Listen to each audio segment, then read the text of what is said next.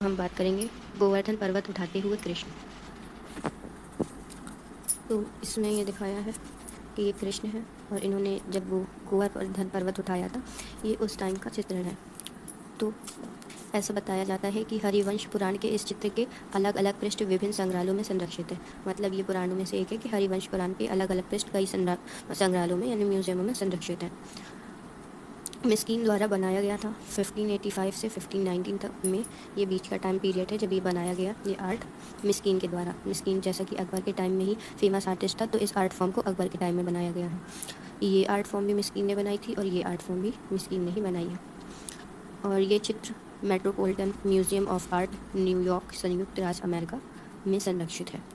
हरिवंश पुराण उन कई सांस्कृतिक पांडुलिपियों में से एक है जिसका मुगलों ने फ़ारसी में अनुवाद करवाया। जैसे कि मुगल टाइम के हम लोगों ने आर्ट पीरियड के बारे में जाना कि मुगल काल में अकबर ने कई हिंदू पौराणिक कथाओं को फ़ारसी में कन्वर्ट करवाया था और उसका चित्रण भी करवाया था। महाभारत का भी चित्रण करवाया था और कन्वर्ट भी करवाया था, फ़ारसी में उसका अनुवाद करवाया था।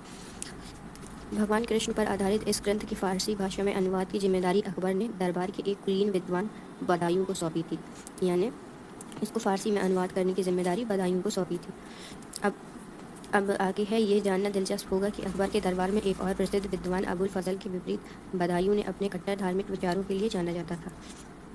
हरि या भगवान कृष्ण ने गोवर्धन पर्वत को अपने सभी अनुयायियों, ग्रामीणों और अनेक पशुओं को एक अन्य शक्तिशाली भगवान इंद्र द्वारा भेजी गई मूलाधार बारिश से बचाने के लिए उठाया था। यानी इंद्र के द्वारा भेजी गई बारिश से लोगों को बचाने के लिए इन्होंने गोवर्धन पर्वत उठाया था, ताकि उसके नीचे सब आ जाए और उससे बच जाए।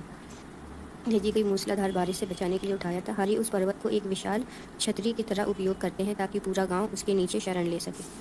तो ये थी वो आर्ट फॉर्म। इसको मिस्कीन ने बनाया है, इसको भी मिस्कीन ने बनाया है और ये दोनों अकबर के टाइम पीरियड में है।